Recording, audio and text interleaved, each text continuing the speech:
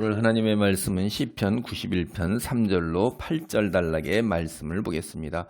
원수들에게서 보호하시는 것이 어떠한 것인가를 다시 한번 반복하여 구체적으로 이야기를 하고 있어요. 3절 보겠습니다. 이는 그가 너를 새 사냥꾼의 올무에서와 심한 전염병에서 건지실 것임이로다. 그가 너를 그의 깃으로 덮으시리니 내가 그의 날개 아래에 피하리로다. 그의 진실함은 방패와 손방패가 되시나니. 그러니까 이제 하나님 백성을 우리가 앞절 단락 1, 2단락에서 이제 철통같이 보호하신다고 했는데, 우리가 주님께서 우리를 그렇게 철통같이 보호하시는 어떤 기대를 할 수 있는가? 그럴 때 이제 하나님께서 반드시 자기 백성을 그가 이렇게 하고선 딱 이렇게 강조형으로 사용을 하고 있습니다. 원문에 그게 강조형이에요. 3인칭 대명사 그가, 하나님께서 자기 백성을 철두철미하게 보호하실 거다, 이걸 얘기하는 거예요. 그 이미지 이제 비유를 하는데, 첫째, 하나님은 원수들이 우리를 잡으려고 놓은 올무, 함정, 거기에서 우리를 건지실 것이다, 이런 거예요. 너를 새 사냥꾼의 올무에서 와. 여러분이 새 사냥꾼이 올무를 놓을 때, 우리가 이제 다큐나 이런 거 같은 거, 드라마 같은 거 보면은 사냥꾼이 올무 놓는 거 보잖아요. 철살로 이렇게 하기도 하고, 새를 잡으려고 그럴 때 이제 그물로 이렇게 치는 걸 제가 봤습니다. 그러면 몰면 거기에 가서 다 새들이 그냥 앞으로 날아가다 그냥 걸린단 말이에요. 꼭 새를 잡으려고 하는 거지, 올무 뭐 건성으로 그냥 놓는 겁니까? 그건 아니잖아요. 그래서 올무를 놓고 난 다음에 하루에 한 번 이상 꼭 가본단 말이에요. 그래서 대개는 그래요. 그래서 가보면 거기에 발목이 걸려서 잡혀있고 목이 걸려 잡혀있고 그런 거예요. 꼭 잡아요. 그러니까 의도적이고 악의적으로 원수들이 우리를 잡으려고 공격하는데, 거기에서 하나님께서 반드시 구원하시겠다, 그런 이야기예요. 두 번째는 하나님은 심한 전염병에서 우리를 건지실 것이다. 심한 전염병에서 건지실 거라고 얘기하잖아요. 전염병의 그 문자적인 의미는 파괴의 가시예요. 파괴의 가시.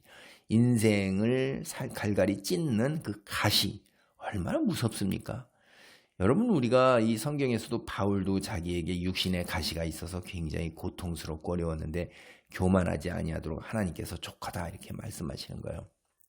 근데 그런 정도가 아니라 완전히 인생을 갈갈이 산산이 찢는 파괴의 가시예요. 엄청 큰 가시가 인간의 생명을 끊어놓고 조여오는 거죠. 근데 그래서 이제 이 70인역은 이렇게 그 모든 문제로부터 이렇게 이제 그래갖고 좀 더 의역을 했어요. 마소라 사본 구약 성경을.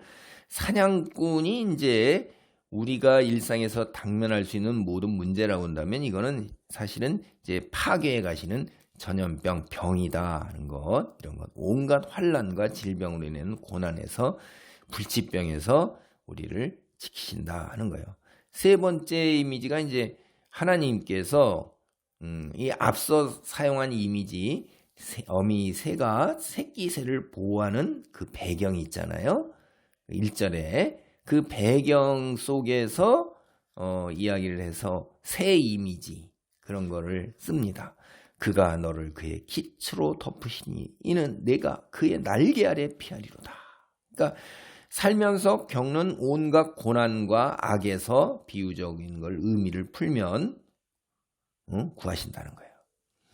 그러니까 앞에 이제 이 두 이미지, 사냥꾼의 올무와 전염병은 공경에 처한 주의 백성을 빼내시는 거예요. 구원하시는 건데, 요거는 구원하신 자들을 어떻게 보호하고 보존하냐?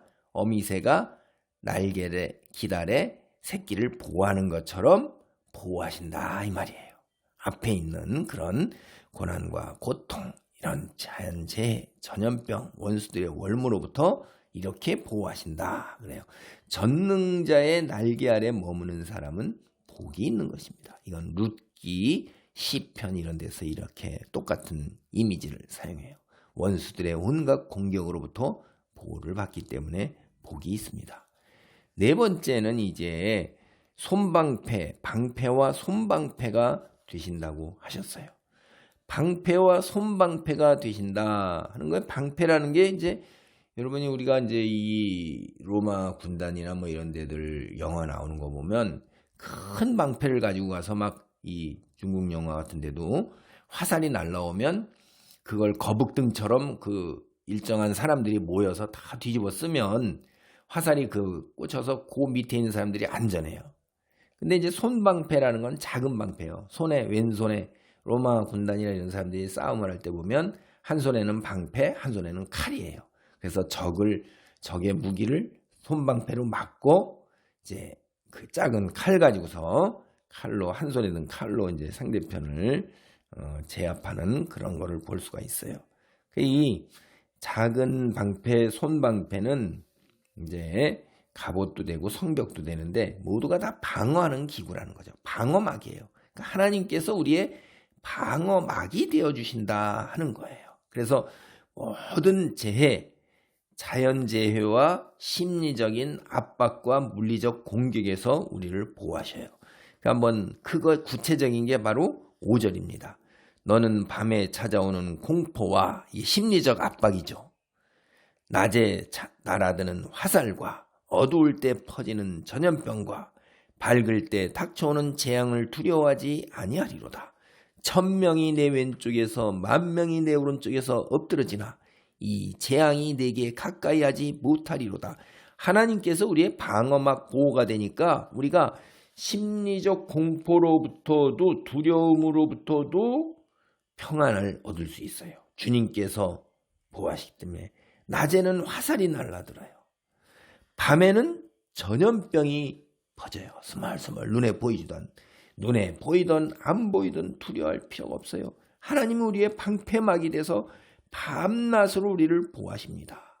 그래서 어두움과 빛 이미지를 사용해서 밤낮의 이미지를 사용해서 이게 다 온갖 질병과 재앙, 어두울 때 퍼지는 전염병, 밝을 때 닥쳐오는 재앙, 밤낮 없이 우리를 질병과 자연재해로부터 보호하신다. 그러니까 결국은 모든 것로부터 모든 시간에 우리를 다 보호하신단 말이에요. 우리가 두려워할 것이 하나도 없어요.